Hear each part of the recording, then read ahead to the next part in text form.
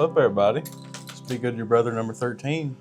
Back in business. Thanks for being here. We're in person again. Back in business.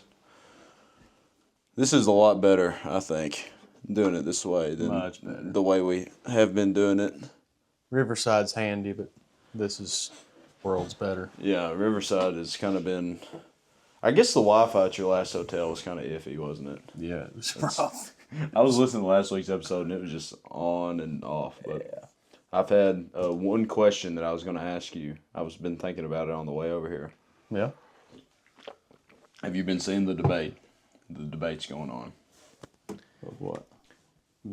If 100 men 100 can take on one gorilla. Yes, they can. What's your thoughts on that? They can. You think so? Dude, have you seen the rosters people are putting together? Eddie Hall, Brian Shaw, Havthor Bjornsson, or however you say his name. Those three are all bigger than a gorilla. Yeah. And, I mean, if you have somebody like Adam Sandler there for moral support, and if you throw in some distractions, like... I don't know. Is it a wild gorilla, or is it like a gorilla at the zoo? Because I think that plays a difference. I think, sorry, that was probably loud, guys. I guess this is your silly question. Yeah. Yeah. I think it's a wild gorilla that wants to kill you. I think it is bloodlusted gorilla. Okay. And I still think humans come out on top. Okay. So how many people do you think gets wiped out? It depends on the people fighting. Now, are we personalizing a roster to go up against this gorilla, or is it 100 random humans? Who? Now, if it's 100 random humans, bro. I think if we personalize a roster, I think we can literally get the best of the best. Dude, I can get you a roster, and you'll have 90 people watching. Really? Guaranteed.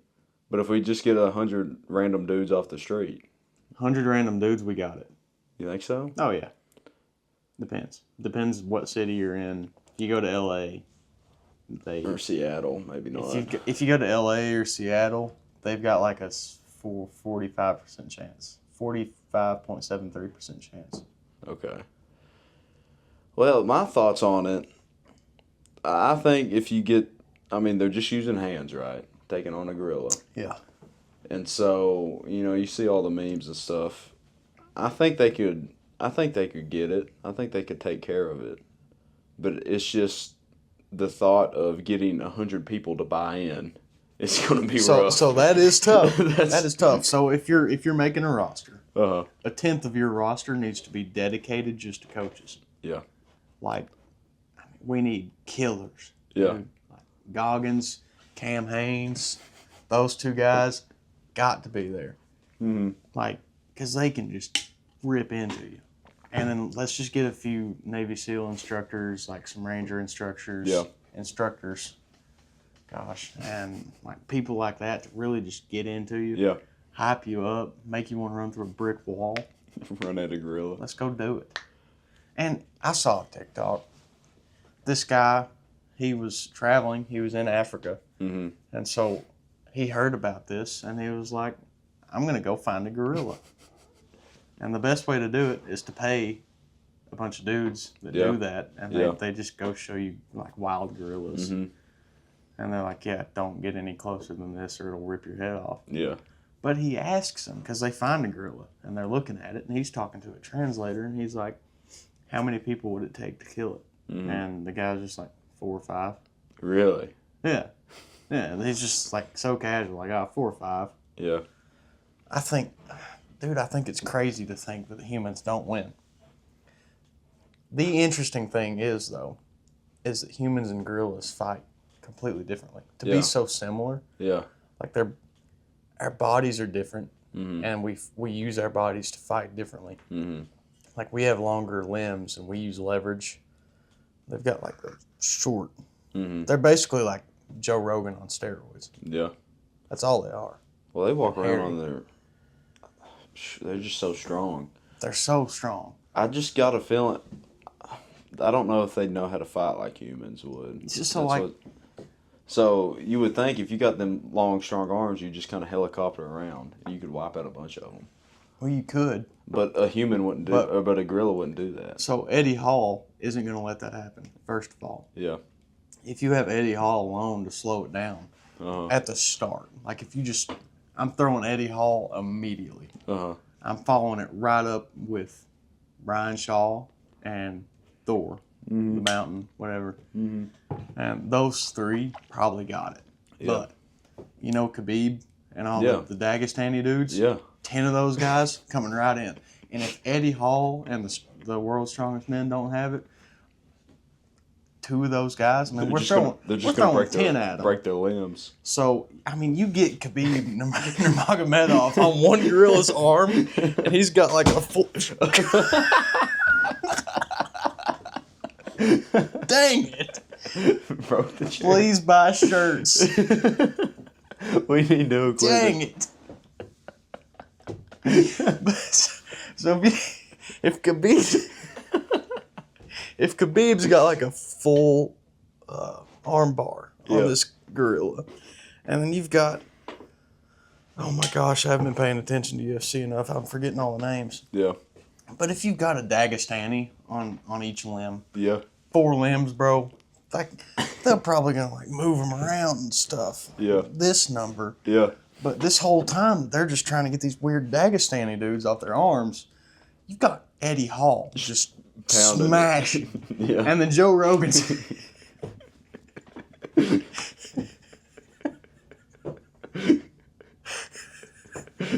Dana White's going to make so much money off of this, dude. He's gonna build something in Las Vegas. He's going to build an arena. Uh-huh. And he's going to buy a gorilla. And he's going to put that gorilla in there. We just got to get Pete on And then board. he's going to buy Dagestan.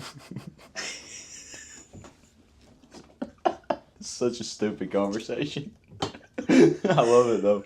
And then Joe Rogan and Dustin Cormier are going to sit there and commentate it. Mm-hmm. And the good thing about those two are killers. Yeah, I know it. So if it hits the fan, bro, if Eddie goes down, Thor goes down, Brian Shaw goes down, those Dagestani dudes are hanging in, bro. They don't tap. They're not going down. They will literally, they're going to be fine. Yeah. Joe Rogan and DC can just go in there and smash. Yeah. John Jones isn't even in the conversation. I mean, this is ridiculous. It's so ridiculous to think that we can't win this. I have thought about this so much. I'm glad I brought it up. I am too. I wouldn't have thought about it to talk about it on Be Good to Your Brother. There's just no way we don't win. We haven't even brought any NFL guys. I know it. Those dudes are killing.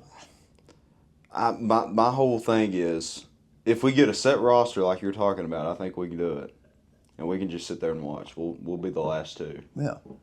And we can sit there and watch.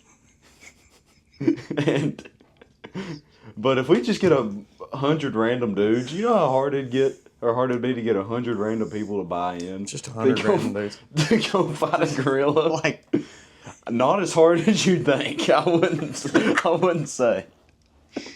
I mean, if they don't have kids, like, if you approached me in Walmart and you're like, I've got 98 guys and me. We need to fight a gorilla. You would make 100. What if Mr. Beast is organizing it and he's just handing out 10K to each of them?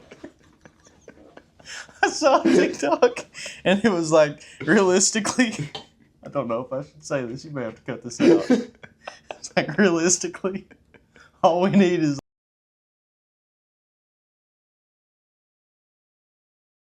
We're cutting that out. Cut that out. Cut that out. Ooh, that's funny though. I don't care who you are. That's good. This table's dirty.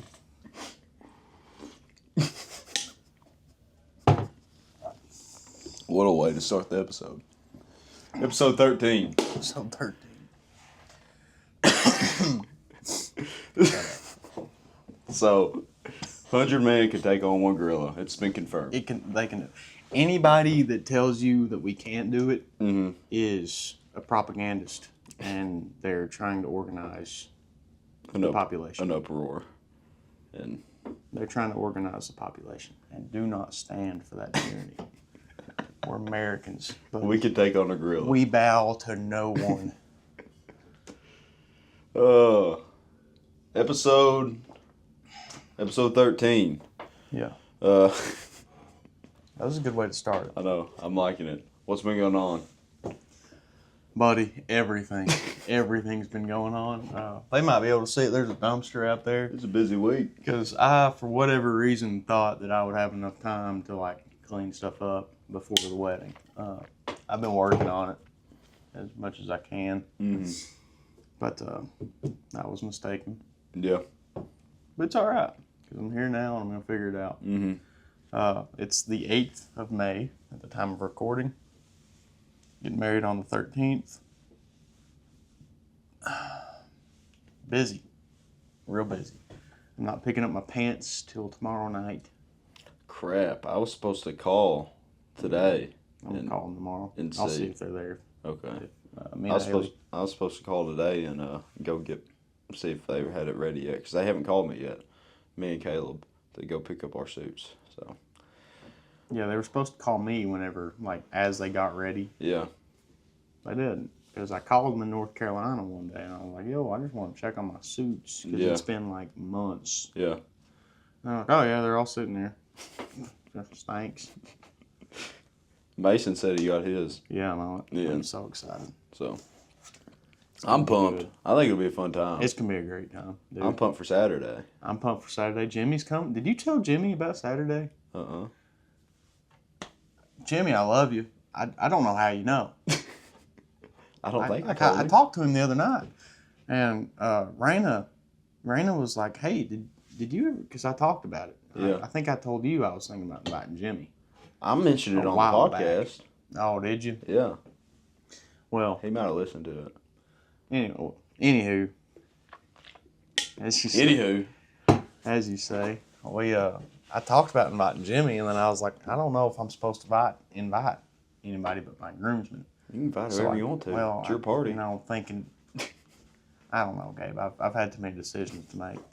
So I didn't invite him. I looked back at my text messages, didn't invite him. Mm-hmm. Haven't talked to him on the phone. Yeah. But he knows, and he's coming now. Good. Yeah. I think it'll be great. He can bring more. Yeah. I'm sure he's got a few. Yeah. But we'll have a good time. What we got? Almost bought one. What? Almost bought a gun the other day, buds. Oh, really? It's cold. Let's see. I need to go get some more ammo. I do too. I'll probably go tomorrow or tonight. Riley wants me to change her oil. What? Now? a lot's going on over here. I've got to do an oil change. My truck. Doing it on hers. I got to build targets. Yeah. So much is going on. If you need help with that tomorrow, I'll come help out with it. I ain't doing nothing. Okay. It shouldn't be too bad. In the mornings. I may employ you tomorrow morning. Okay. For other stuff, too. Okay. Because I don't got class tomorrow. We got to go to Williamsburg track meet tomorrow, so I got to be at school at 3. So, but be fun. Anytime before that. I'm leaving before that, so. Okay, just let me know. Right. So we got that coming up. That's Tuesday. Crazy. Exciting times. That can kind of lead into this next conversation. So you got your marriage certificate on the bed over there. Yeah, on the bed where I should keep it. $50. What a scam. $50. Yeah. Every way the government can tax you, they will tax you. But I was thinking of topics this week. I'm like, well, in the spirit of the wedding coming up this week and all that fun stuff, I just kind of wanted to ask you about, because I feel like I hogged the episode last week. It's all right. So I want to let you get some thoughts in. I was going to talk about loyalty in relationships anyway. So. Yeah. So I wanted to get your thoughts on you've been with Raina since how long? Since 2020. 5 years? 5 years. We're coming up on 5 years. It'll be 5 years in the fall. So if you feel comfortable talking about it, what was the moment that you knew was like, hey, there's something going on here. I think this will work out. You know. Oh, the moment. The moment you kind of knew, or like So, if you feel comfortable talking about it. I I don't care. Gosh, I'm gonna end up getting sappy. You might see me tear up, Gabe. So we met with Farmer the other day. This is kind of sidetrack, but Yeah. we met with Farmer because he's doing our wedding for us. He's marrying you. He's marrying us, not like a weird way, but he's performing our wedding. Yeah. And he was asking us questions, and because he just kind of like he wanted to go over what the ceremony would actually be with us and how long it would be, and what we wanted. Yeah. Which we were like no help at all. Question, pretty much every question we had, we were like, oh, we haven't thought about that. Yeah. Because I've never gotten married, so I don't really know. You probably haven't been to many weddings either. I haven't. I haven't been to one since I was a kid. So, granted, some people would say I'm still a kid. But anyway. Anywho. So there have been a few moments with Raina that really stand out to me. And there's also part of it, a significant part of it is that there wasn't a moment. So yeah, I'll answer your original question. Mm-hmm. There wasn't a moment like Andrew talked about with Haley. He had a moment where I won't share too much of his story without him here, but he had a moment. Like he had a with her and that distinct moment. That little girl in the hospital. He had a distinct moment, and he was like, "I just know." Yeah. I didn't have that. It was more like the. I guess there was significance in how consistent we've been. Mm-hmm.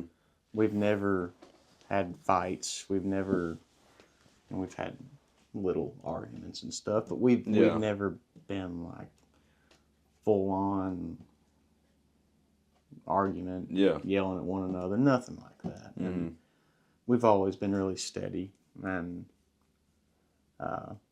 it was kind of just we're always there for one another. Mm-hmm. It almost feels like a no-brainer. However, there was a moment, and I guess this is kind of the same moment for me. We went camping with my family. It was the first trip we'd gone on. It might have been the first trip we went on together. Mm-hmm. It was just a fun trip. Nothing like we weren't doing anything for school. We weren't doing anything to help anybody out. We went camping at Buckhorn Campground, lake out there, and really pretty. I love that campground. I think we're going to do a day trip this week. Go back and see it. But we were just goofing off at the playground, and we were walking with Gracie and Mason to the playground at the campground. And they took off on their bikes. Me and Raina were walking, and she runs off from me. And she turns around and looks at me, and like it's like time slowed down. I feel like such a geek talking about this, but like time slowed down for me, and there was just something in the way she was looking at me while she was running away, playfully. Yeah, and that's a distinct moment where I was like, this isn't just like a high school thing. Yeah. Like, this isn't going to be temporary. Yeah. But I hate to say it, but I kind of feel like I knew from the beginning. Like, Farmer's first class. Yeah. Pretty sure you were in there. Mm-mm. You weren't in that. You I were was in the one. Second You were in the semester second one. when I switched over. So me and Raina were in both. No, Raina wasn't in the second one. That's what it was. But, we had that class. We had Greg Horn's class. We were doing chemistry in Greg Horn's class, which is funny to think about now. but our buddy Mr. Knopp started dating somebody, and she was part of a friend group, and Raina was like included in that group.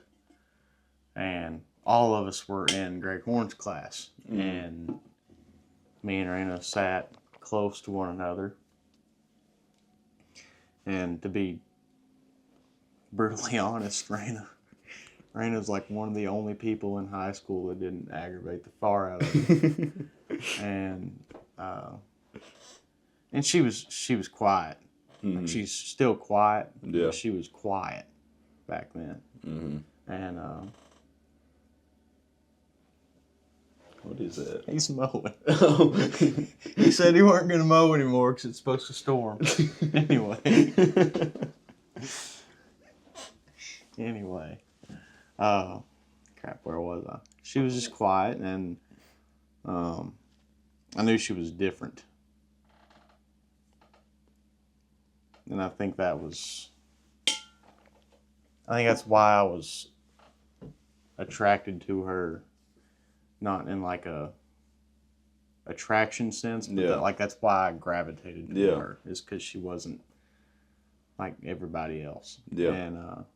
And then in farmer's class, the same semester, but in farmer's class we talked more. Yeah. I think she was just more comfortable in that class because of Andrew. Yeah. And we talked more in there.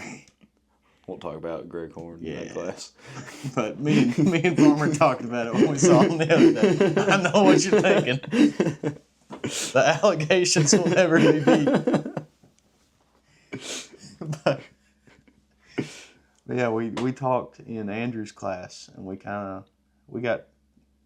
our friendship grew in Andrew's class, and then COVID happens. Mm-hmm. So COVID happens, and for the first time in my life, I wanted to go out and do stuff. Mm-hmm. I didn't just want to sit at home. Because like sitting at home was getting pretty boring. This is the new normal, so. Yeah, and her family had recently moved out to Webb Road. Yeah. And they'd bought a pool. I don't remember if they had the pool before COVID or if they got it because of COVID. They knew the girls would be home more. And so we had a little friend group then. The friend group had kind of refined itself as they do. And we started hanging out at Raina's house. And like, I always wanted to be over there to hang out with Caleb. Yeah. Is what I said. And it was. This is what I told Andrew the other day. After we'd hung out over there several times through the summer, and we just hang out, listen to music, watch a movie on a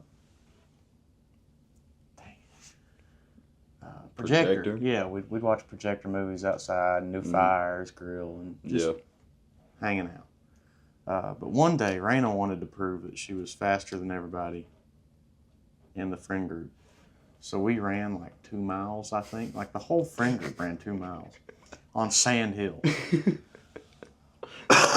Well, how will you didn't get ran over? Yeah. And we got back. Who won? I don't remember. I think it was Raina, though. I think Raina beat Caleb. But I think it was like really close. Yeah. I know I didn't win. Yeah. Because I was not in really good shape. Still not. And but we're all sitting outside, like wore out from running. And we're all tired and gassed, and I was laying on the ground. And Raina took my shoe and was like, we were just goofing off. And everybody else was just like kind of at the side. And then I was like, I can't deny it anymore. Like that, we just sold it right there.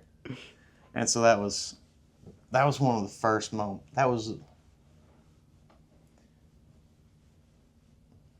That's not the moment that I was attracted to her, relationship wise. But that's the moment that I like.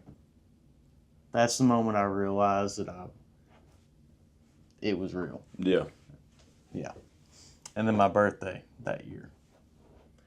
I had them over at the house for my Mm. birthday. We just ate pizza and hung out. And Caleb was throwing a ball to me, and I caught it, and she smacked it out of my hand, and then she just goes to the ground, like, for the ball. Mm. And I just dove for the ball, too, and we were, like, fighting for the ball. And I was like, dang it. But, yeah. Well, cool. We've had a lot of experiences together. Yeah. I think it's so funny that we were literally just kids, Mm. and now we're still pretty much just kids, but we're kids with responsibilities. Yeah. And like, yeah, we've done life together, Yeah. and a surprising amount of life, given our age. Yeah. And yeah, we figure stuff out. I think we're both really good for one another. Mm-hmm. I know she's good for me, for sure. Yeah. I don't know how I'm any good for her, but I must be doing something right. Well, I remember when you first mentioned it to me that you were wanting to propose to her. We were at the rec. Yeah. And it was the first, I don't know why I remember this, but it was the first day I got my new running shoes. It was the first day I was wanting to wear them. And I had them on, and I don't know why I remember that, but that's kind of cool. That dates how far back this was. This was 2023? Yeah. It's been a while, but like, I remember you came to me, and you're like, Gabe, I'm thinking about doing something stupid. So what is it? It's like, I think I want to get married. I'm like, do it, man. I mean, that's just, that was my thoughts behind it, because like, might as well, I don't want to say like might as well, but like, you guys were like great for each other. So I mean, that was my thoughts behind it, was that I was all on board, because I'm sure that took some convincing to some other people maybe, but I don't know if it did or not. But with the age and stuff, but. I mean, I didn't have to convince anybody. It was Yeah. happening one way or another, you know. If somebody wasn't on board, they weren't on board, bro. But it's like, you guys love each other. You loved each other for 5 years. I mean, what's the difference from now and loving each other now and loving each other another 5 years when you're 25? You know, Yeah. What's the difference there? Like, because the only difference is just like you've got responsibilities now. I mean, you're set for it. Like you're set for it. You've done everything the right way, in my opinion. So that's my 2 cents on it. I think it's great. But I've had a lot of really miserable people tell me I'm making the biggest mistake of my life, and I just smile every time. yeah, because You've never even met this woman. Mm-hmm. You have no clue what she's like. You don't even know what she looks like. Mm-hmm. I don't know why this popped up. Why this memory popped up, but we talked about Coach Flick. Was it last week or the week before? Yeah. I remember we were sitting in Coach Flick or something. He's like, "Yeah, I got to go meet my girlfriend or whatever." And Coach Flick's like, "What's his name?" That's so stupid. We need to get Coach Flick on What here. kind of farm animal is she? That's another good one. Maybe we don't need to get him on here. Nah, Coach Flick, if you want to come on, you're more welcome. Yeah. We'll have a heavily censored episode. You know what? We'll start another podcast. We can have him on that one. Yes. Love that guy. Old TJ. TJ. Travis TJ. J. What else is happening? Let's see. We had as you can tell, we haven't been real prepared with topics this week. I just had that No. question. You got any questions down there? No questions. What you got written down? I've got some. I wanted to talk about loyalty. I didn't finish this thought. We can talk I about want that to talk here in a about minute. the importance of relationships as well. Mm-hmm. We can hit on that here in a minute. We got. We'll go ahead and mention this now. We'll mention it later too. We just 30 minutes ago, we put up the order form for T-shirts. Yeah. Get a T-shirt. Be Good to Your Brother T-shirts. Help us out. We need a new chair. We need a new chair. Broke the other one. $25. We're just going to hand deliver them Irvin and Richmond, or just in the area, because we don't have a way to set up to, just have it shipped directly from, the manufacturer to your house. So there's a lot to go into that, and we're just and we don't want to charge any more for shipping. I don't see the point. It'd be like $8 for us to ship those. I know it, and there's no point in that. And also, we don't know what the interest is on the shirts, and I think the way we're doing it right now is the best way to limit costs for everybody, for us and the people buying, and also so we don't have a surplus of just extra ones at our house that we don't want to. Nobody wants. That nobody wants. So I think that's the best way to go about doing it. Is the way we're doing it. So if you want to buy a shirt, I'll have the link in the description on both on Spotify, YouTube, Apple Podcasts, all of them. The link will be down there. It's also on my personal Facebook. We should probably make a Be Good to Your Brother Facebook, shouldn't we? I was thinking about that earlier. We'll post on TikTok. We'll post a link anywhere. If anyone wants to buy one, can't find the link, just comment, or you can email begoodtoyourbrother@gmail.com. Is that right? Yeah. begoodtoyourbrother@gmail.com. So. And if you're listening, you probably know us, so just reach out to us. Yeah. You can find us somewhere if you're wanting to get one. We're around. We're around town. But had a track meet Tuesday night. We went to Madison Central. We had the 4x8 team broke the school record by 20 seconds. So that was pretty neat. That record was only 2 years old, but still pretty neat. Yeah. We're going to Williamsburg, University of Cumberland tomorrow night. So that's going to be a long evening. A long haul. I'm driving through that way a lot. Have you? Yeah. I think it'll be fun though. Right off I-75, we're gonna hit up Buc-ee's on the way home. So that's the big let's go. Let's get to go to Buc-ee's. Yeah. Because we were gonna take them on the way home from Boyle County, but we might have went somewhere else instead of Buc-ee's. No, we slipped through Buc-ee's on the way home, and we didn't tell the bus driver. We woke up and we were already past it. We're like, dang it. But anyways, we're going to hit up Buc-ee's tomorrow night after the track meet. Next week's a busy week. I know it's a busy week for you. It's a busy week for me. We got the rehearsal dinner Monday night. Mm-hmm. Tuesday's the wedding. Wednesday, I have an 8 a.m. final. Wednesday. Thursday. That sucks. Yeah. I don't care, though. I'll just show up anyways and do the best I can. Thursday, I got another final. Then I'm done. Graduating on Friday. Next Friday. It's crazy, man. 1 o'clock. Then next Saturday, I'm going to the ARC with the youth group. The ARC encounter. So that'd be nice. Neat. But busy. Hit my 2 miles a day, fastest in probably about a year that I ran it. Like 12:45. Dang. You're moving. Pretty pleased with that. I ran the first lap. I could have ran it faster if I didn't run the first lap so slow, but the first mile I ran 6:36, and the second mile I ran 6:09. Jeez. So I was pretty pleased with it, but I'm trying to decide what I want to do exercise-wise, because I know I said I wouldn't talk about it no more, but the marathon's over, and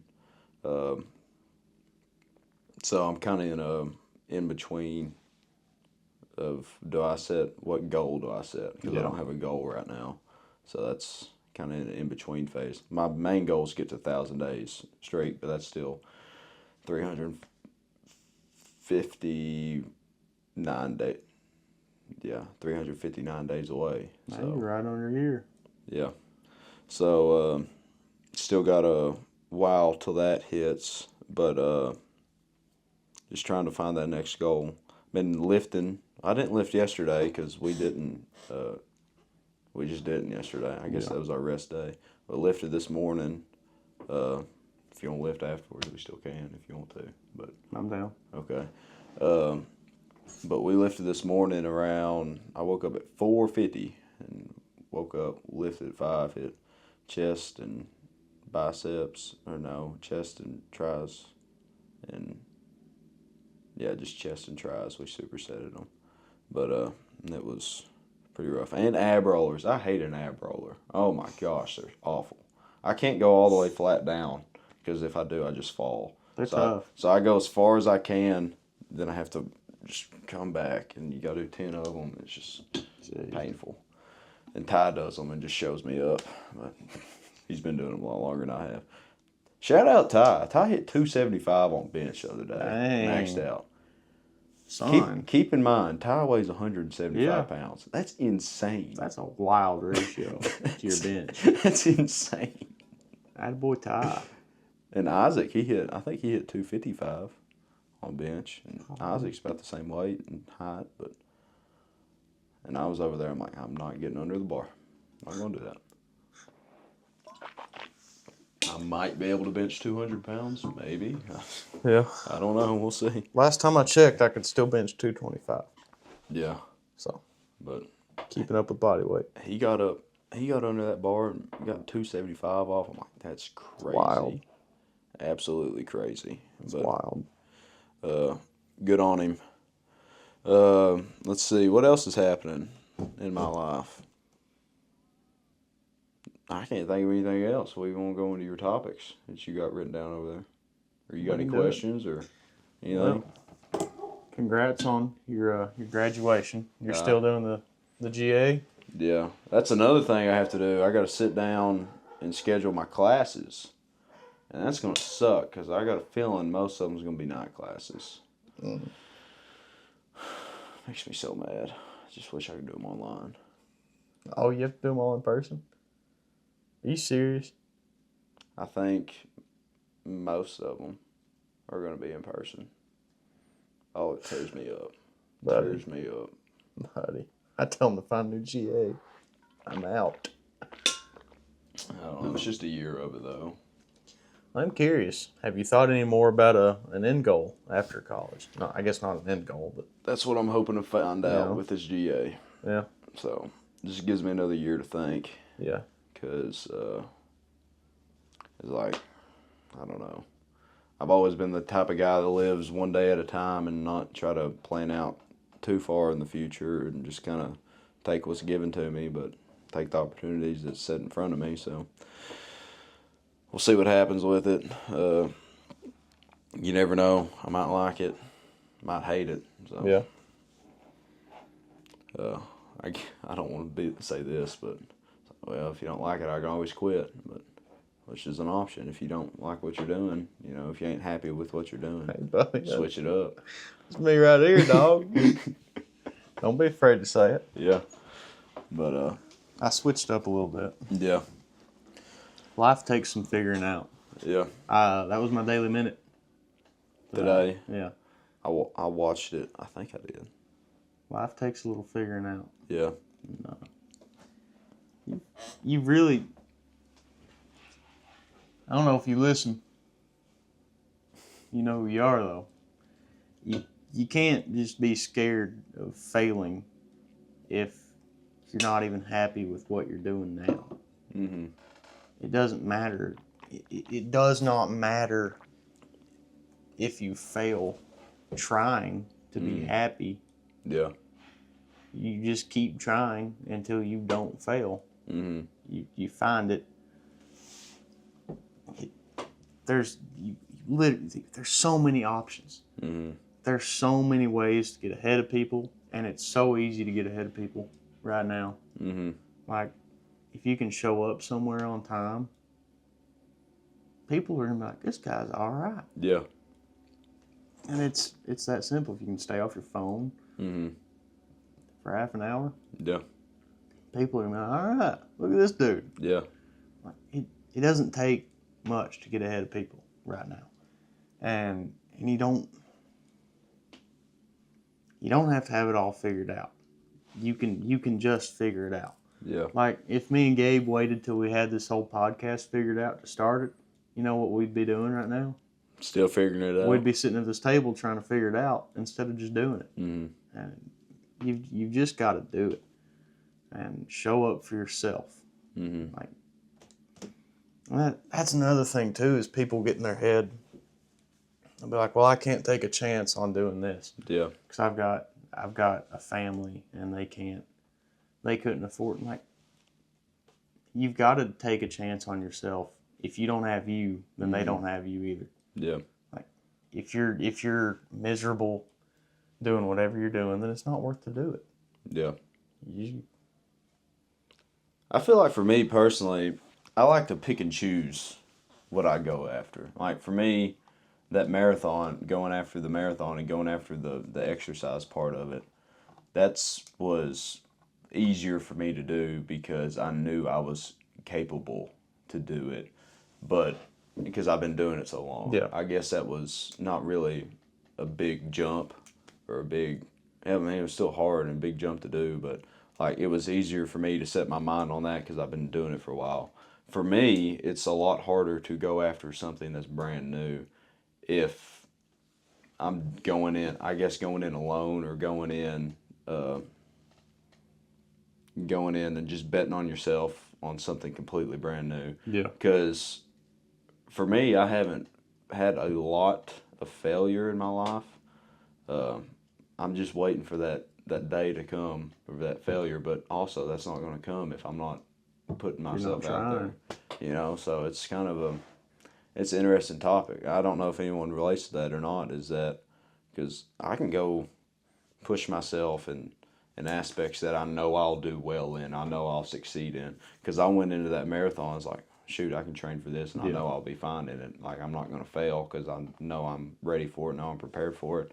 But there's other aspects, even with this, like going into it, there's always that thought, well, what's other people going to think of you? What's the negative, the side effects of it? What's all this? But we're going into this together, you know, so it was a lot easier for me to jump on board.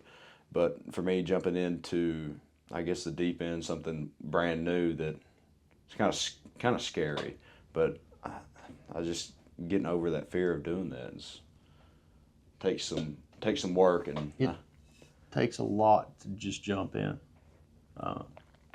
I relate. Whenever I dropped out, jumping in, dropping out, I was jumping into something different. It wasn't.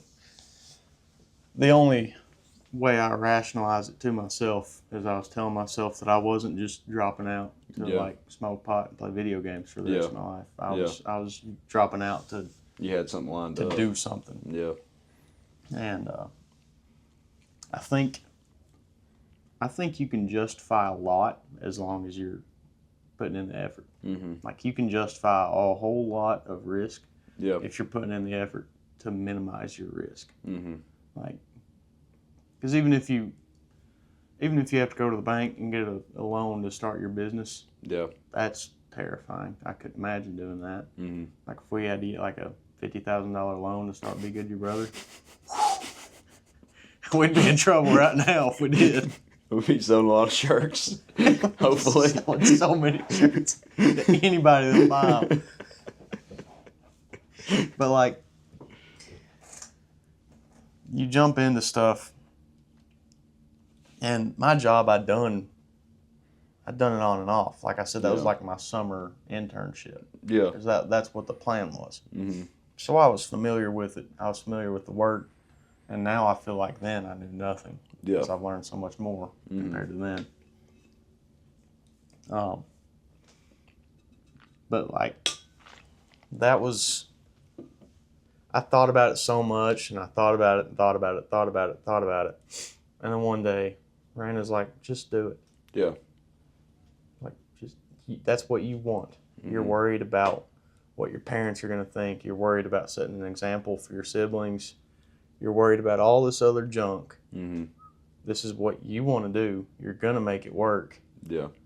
Like, just do it. Yeah. And I didn't literally close my eyes and do it, but it felt like, it felt like I was standing at a cliff and I just closed my eyes and took a step. Yeah. Like, that's the way it felt. it's probably not that deep, Mm-hmm. but that's the way it felt at the time. It was scary. But it's worked out for me. Yeah. Pretty well. Yeah. I'm happy with what I've done, and I have zero regrets. Mm-hmm. Because if I'd went the way that I was going, Mm-hmm. I would have gotten myself into a job that I hated. Yeah. Because I work with the people. Like there's a guy at one of the shops I work at. Mm-hmm. It's the same degree I was going for. Yeah. And he is miserable. Yeah. He is not paid what he deserves. Yeah. Because he doesn't have like a specific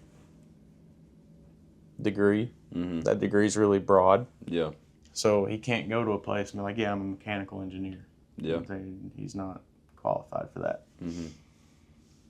So he's a project manager though, and he puts in a lot of hours, like probably 60 hours a week. Yeah. And he's a salary employee, so he's not getting any overtime or nothing. Yeah.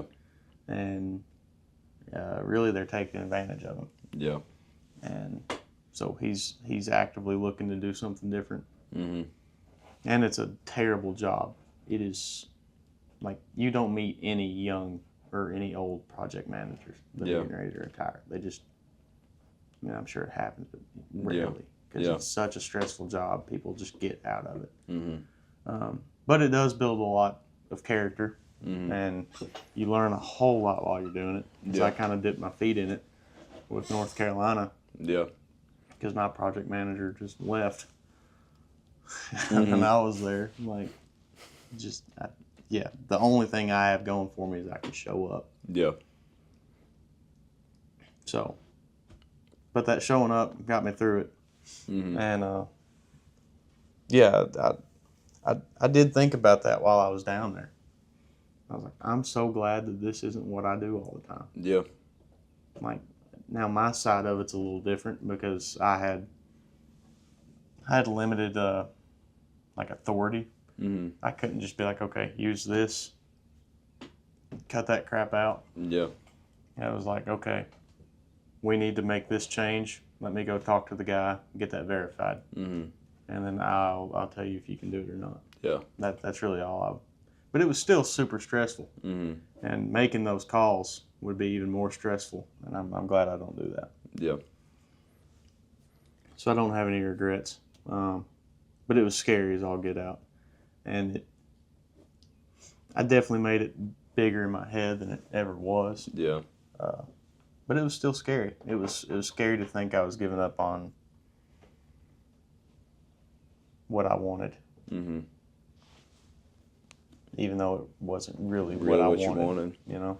Yeah. I just convinced myself it was. Yeah. Really. Yeah, I don't have any regret. Yeah. I know that feeling of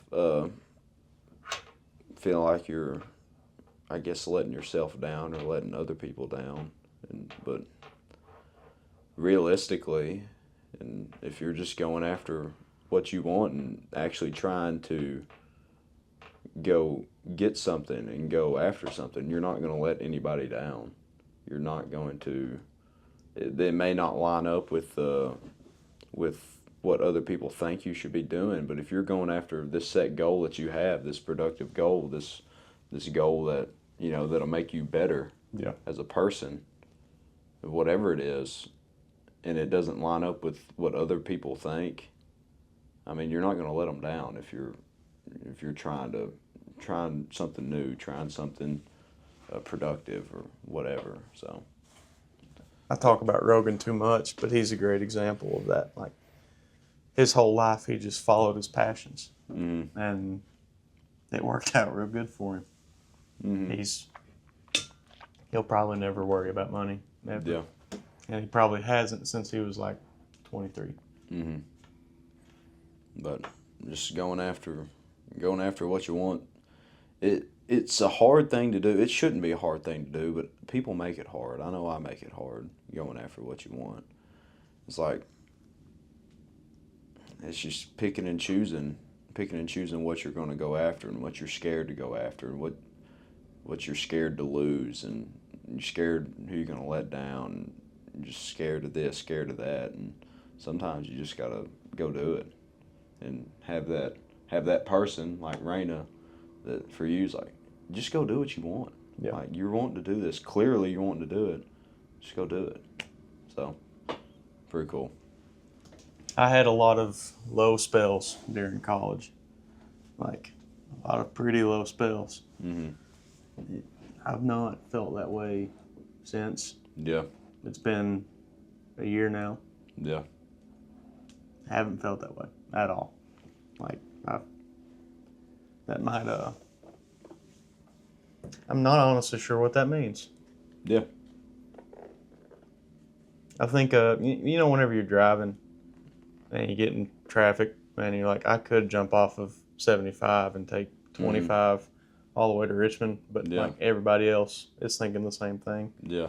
But you do it anyway, and you're still moving on 25. It'll take you 10, 15 minutes longer to get home, but you're still moving. Yeah. Kind of feels like that, but I also don't know because I haven't gotten to the end yet. Yeah. Like I'm moving more than I was then. Mm-hmm. That's a good analogy. That's a really good analogy. I may have just proved myself wrong, actually. It's like, Well, no, because... But hopefully I'll still get there. Well, think of it this way. How much more have you learned experience-wise in what you're doing right now? How many more connections have you made with the people with what you're doing right now? How much more money have you made since you started doing what you're doing right now? So I think that's an analogy to use, but I don't think that's the right analogy to use it in your situation. But I don't know, because I mean, a lot of times it feels like you are just kind of taking that side path and to get into that end goal, but maybe if that's the right path all along that you should have been taking, what if you stay on 75 and wreck? Yeah. You know? So fair point. Because I mean, I think of stuff like that all the time. It's like, well, I'm going home, I could turn up or there by across from Zaxby's going home towards Irvin, you know, in Richmond. I could turn up Lake Reba and take that way through. Or I could, if there's a whole lot of traffic, well, what if I take that way through? And, you know, it's fine, but it's like, I feel like God has a hand in the way that you go, because a lot of times, like, well, you stay on this road. There's a lot of traffic on this road. Let's take this other road, and on that other road, you're fine. Like, it's fine. You get the traffic, but sometimes you have that decision. It's like, well, let me just sit through this traffic. The light's about to change. Well, if you go on that other road, you never know what could happen on that other road, you know, because you're meant to be on this road in this moment at this time, making this decision. So I have thoughts like that all the time of whether if you're doing the right thing in the right time, but I feel like in every decision you make, God has a hand in it, and that He's going to protect you in it and keep you relatively safe in it. Sometimes you're going to learn lessons from decisions you make, whether right or wrong. You're going to learn lessons, but you know, for the most part, you know, I think God's going to keep you safe in those decisions. But I fully believe that He will open doors. Yeah. And close doors. Yeah. That nobody else can open or shut. Mm-hmm. You just gotta go through them. Yeah. Well, what other topics we got? We're going to talk about relationships. We almost dipped into it, then we had a little sidetrack. Let's hop into it. But I was going to talk about the importance of relationships and kind of bring it back into your relationship with God. Because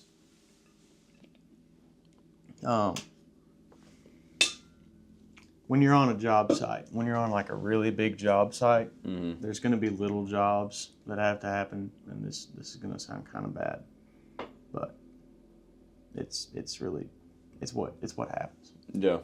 There's going to be some jobs, like there's going to be a lot of spotters for equipment, and so all they do is, it's an important job. They sit there and they make sure that the equipment doesn't run into anything, or nobody gets hit by the equipment, nothing like that. And you spot your operator to make sure they're not going to get themselves in a bad spot. Yeah. And there's a lot of that in North Carolina. And they also had some crews of young ladies going around that were just cleaning, like just picking up from other people. Like that's all they did, because you've got to stay clean and organized on a big job like that. You're going to waste so much money, and it looks bad on you if you go to do a job and somebody's paying you to do this and you make a mess and just leave it. That looks really bad. But there's all these jobs like this, spotters and people going around cleaning, and oftentimes they'll have like apprentices to the trade and women there doing those jobs. Yeah. And they're apprentices in the trade because it's a union. So they're just getting their experience in, and they're usually younger people. Yeah. And but like these guys are traveling from all over the place to come do these jobs, and people flock to the other gender on these job sites, and people will just flirt like all day with anybody they can. Yeah. And one of the young ladies there tried to flirt with me, and it was really funny. I was probably way too rude to her, but I wasn't having any part of it, like no part of it. I was not nice, but I probably should have been nicer about it. But I just didn't want any part of it, and I wanted to make that pretty clear. But like that didn't take. There was no hesitation to it. I shut it down immediately. Yeah. Because I have such a deep relationship with Raina. Like it wasn't even a question. It wasn't even a question. Wasn't even a thought. And that's.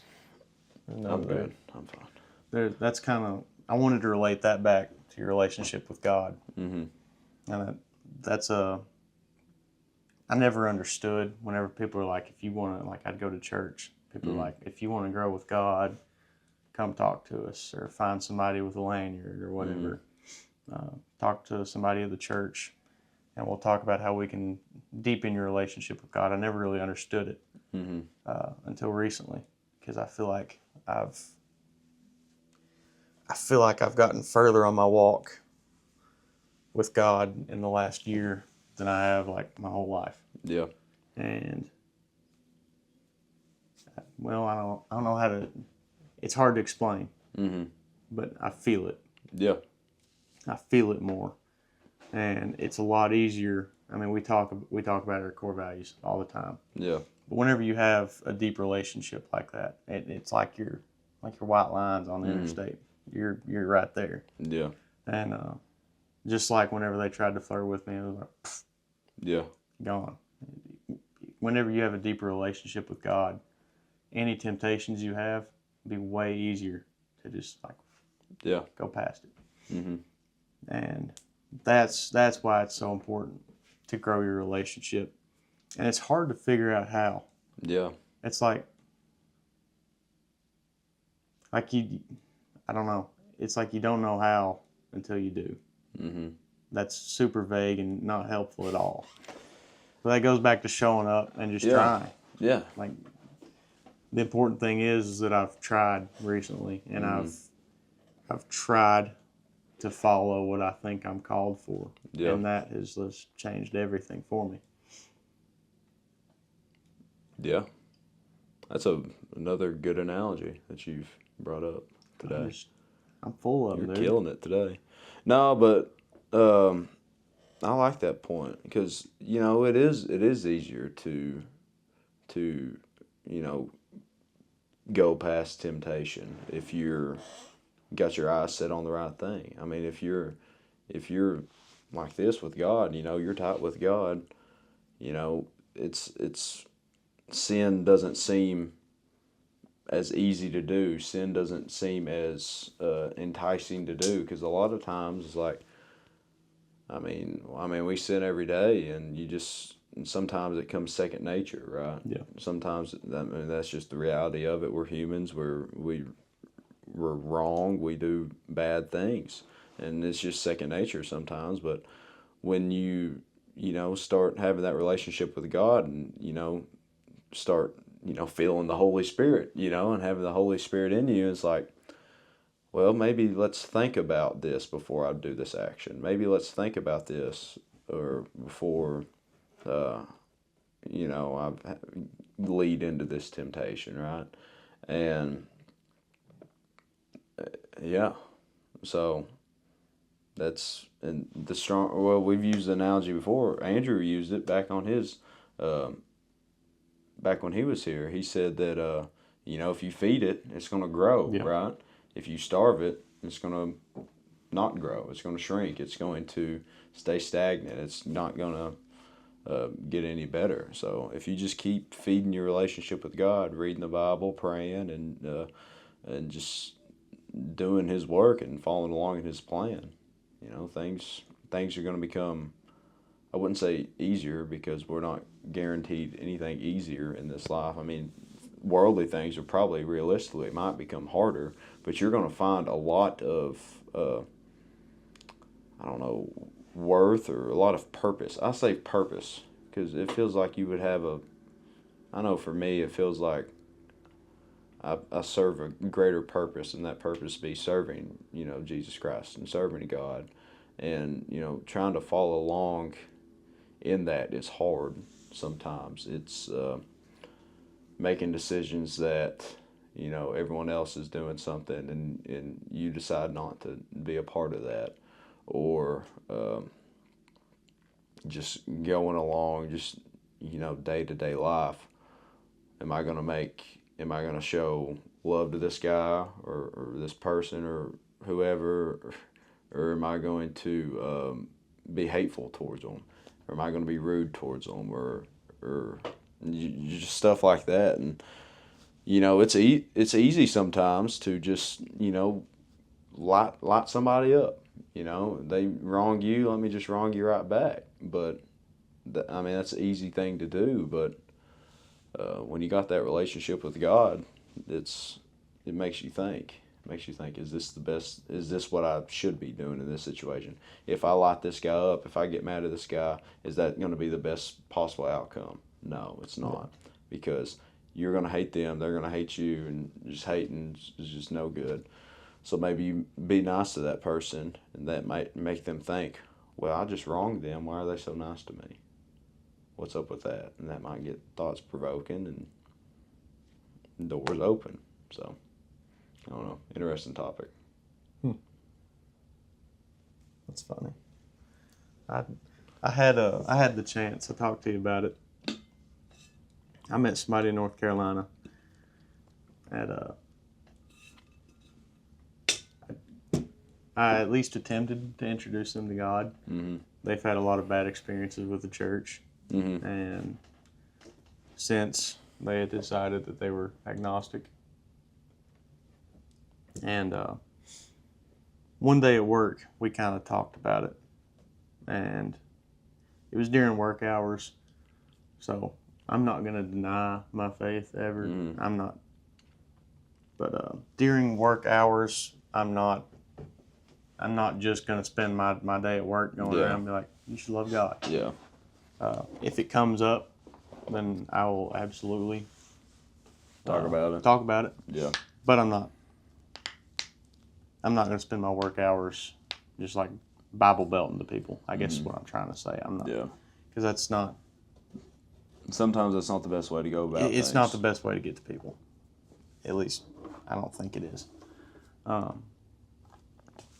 we talked one day, and he was talking about why he was agnostic.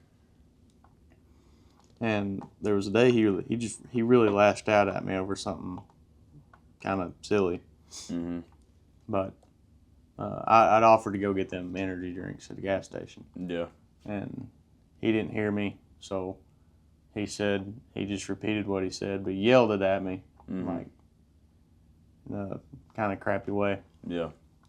But I got him a drink anyway, and he was really shocked that I'd gotten him a drink. Mm-hmm. And we were talking about it, and he said that he told me one day there was just something different about me, and that he felt like we needed to talk. And I was like, really? And So the day they laid him off, I went out to him while they were loading his truck. And I was just talking to him, and everybody else had gone inside at this point. And I looked at him, I was like, Mike, I've got to tell you, I would literally have to hate your soul to not tell you this. Mm-hmm. But God is really good. Yeah. And the church can hurt you. Mm-hmm. Like, that happens. The church is imperfect. Yep. Because it's compromised of people that are imperfect. Yep. But God is good, and He does love you. I told him, I was like, I don't know what it is about you. I've thought this the whole time, since I've met you. God's got a good plan for you. Mm-hmm. All you have to do is say yes. Yeah. And he told me he would think about it. And he said that nobody had ever pitched it to him like that. Yeah. And he said he would really, really consider it. And I made sure he had my phone number. That way, if he ever does, and hopefully he does, he can reach out to me and throw any questions he has my way. Mm-hmm. And really, like, leaving that day, I felt really insufficient. Like, I felt like I hadn't done enough. Yeah. Like, I didn't say the right things. Mm-hmm. But I don't know. I feel like if I made that effort and I planted that seed, then that's probably what was supposed to happen. Yeah. And that's kind of the paradoxical thing we talked about last time. Is like, we've got free will, but somehow God's plan is going to work out. Yeah. It doesn't make sense. Like, how's He trust a world full of imperfect people to line up to a perfect plan that have free will to do whatever they want? It's crazy to think about. It's out of my pay grade, bro. Out of my jurisdiction. Yeah. Question to ask him one day. We've been looking over Revelation on Wednesday nights at church, and just kind of what's going to happen, once we actually get up into heaven, and what's it gonna, like, on the judgment day and all that stuff, and just it'll be pretty wild to just get up there, and one day you're going to be able to ask, like, what's going on, like. But pretty neat. That's cool that you got to talk to that guy, though. But a lot of times especially when you are talking to someone about God, it's like, we can sit here. We talked about the gorilla and the 100 men. We went on. That's such a stupid thing, and we went on about it forever. But as soon as it starts getting to important topics, at least for me, it's hard to go in depth on it. It's hard to go. I don't know, just hard to talk about. And why is that? It's like, you said that you didn't feel like you said the right things, but it sounded like to me, the way you explained it, I mean, you've planted that seed, and I mean, would have got me thinking, it would have got me thinking, like, well, maybe this guy's got a point, maybe this is the way. Or, because I go out of conversations all the time, like, well, did I say the right thing in this situation? Did I do the right thing in this situation? And I guess that's where anxiety starts to build, and you just probably don't need to be dealing with a lot of anxiety or whatever. But I don't know. I'm gonna shout out your dad, because your dad helped me a lot with this years ago. We had a friend experience some loss. I won't name drop, but we showed up for him in a pretty big way. At least I think. We did the most we could, and the person who had passed, we went to their funeral to be there for him, and we walked out of the church.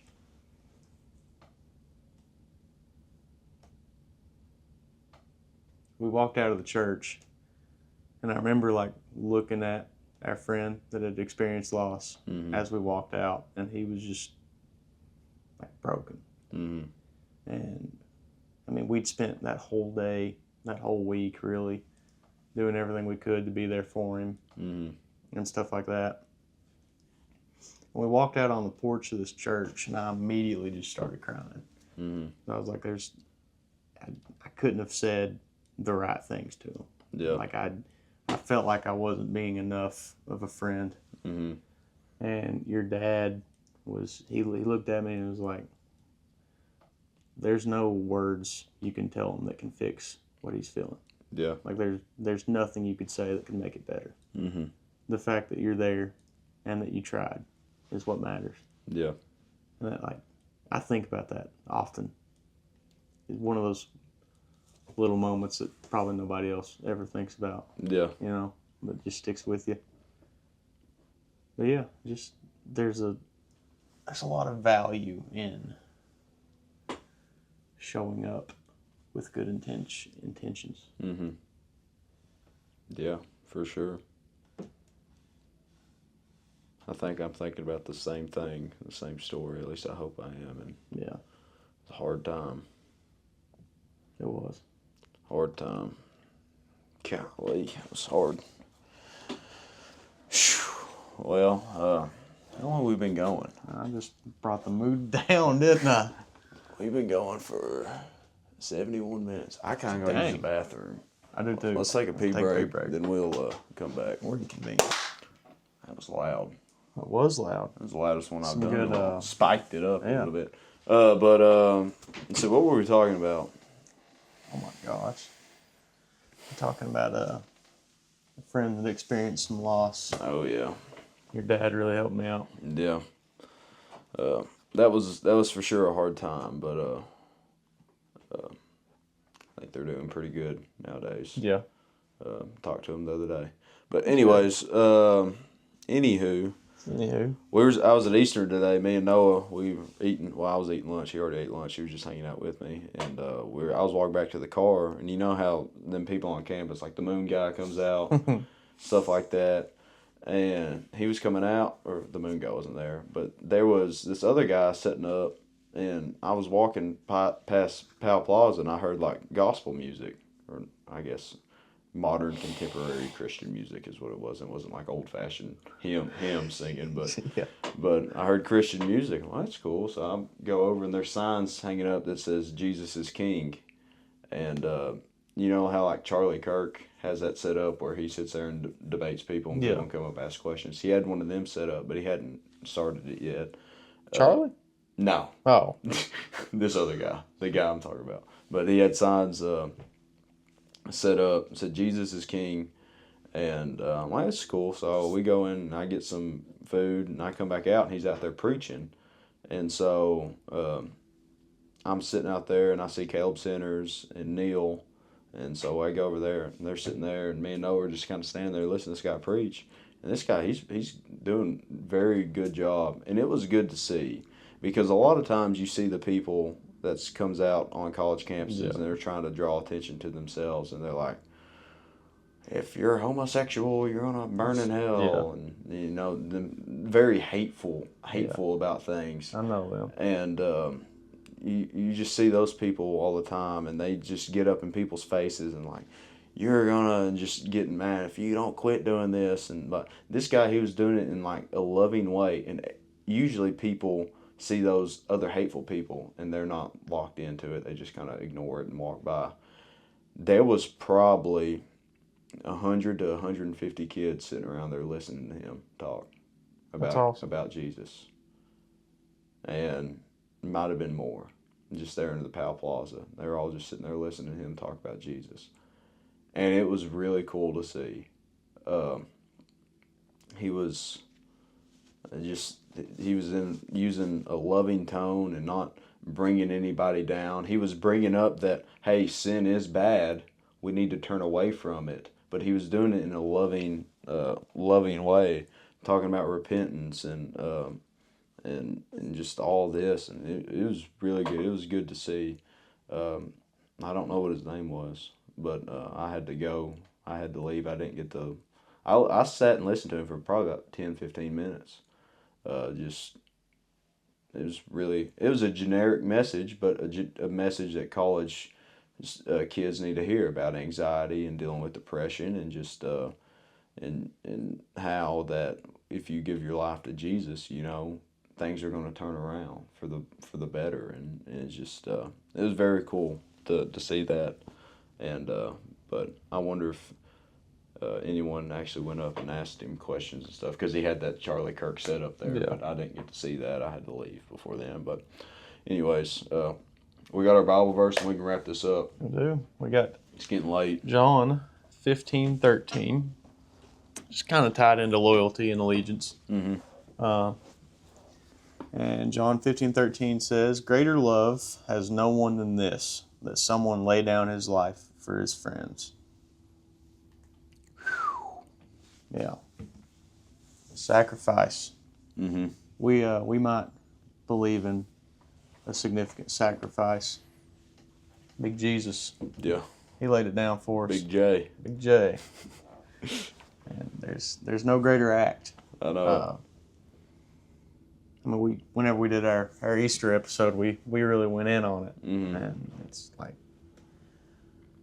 how incredible was Jesus that he saw my sin and allowed my sin to hold him on a cross. Just it's insane to think about that, like, because of him, we get the opportunity to go to heaven. Yeah. If Jesus didn't die on that cross, we wouldn't have that, because we're not Jewish people. We're not God's chosen people. But Jesus dying on that cross opened up the door for everybody. I'm going to read Revelation. This made me think. Revelation 7, because it's really neat to think that this is what heaven's going to look like. Is it 7?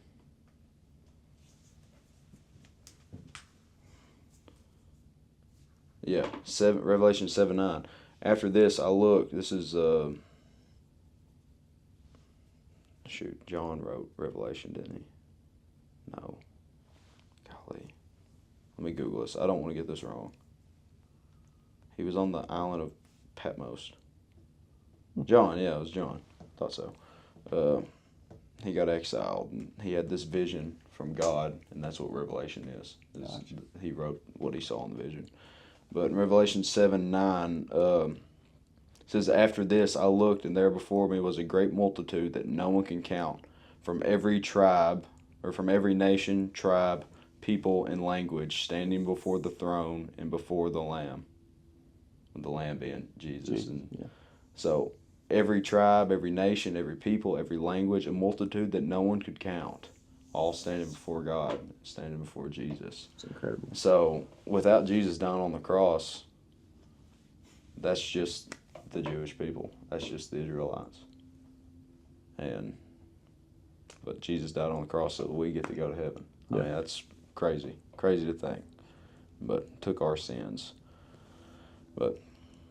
And to translate that, we've got a precedent that sacrifice is, I mean, giving your life is an ultimate sacrifice. Yeah. And we've talked about it before.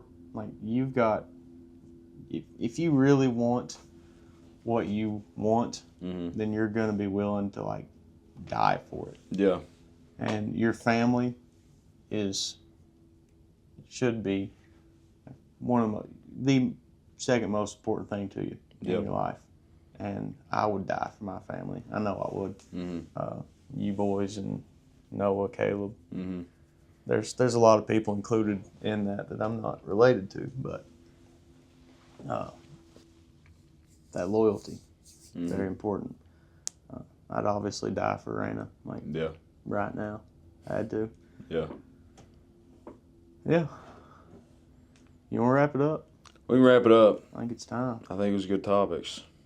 So 100 men could beat one gorilla. Could beat one gorilla. If you got anything from this podcast, that's what you got, is that 100 men can beat. I want to go ahead and announce it, though, before we let you all go.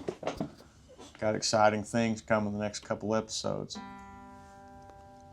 Exciting guests. We're gonna go ahead and set up a topic. Okay. Let us know what you think in the comments. We're gonna figure it out next time. Can one man take on 10 million ants? Bang on the guitar, Gabe. Let's close it up.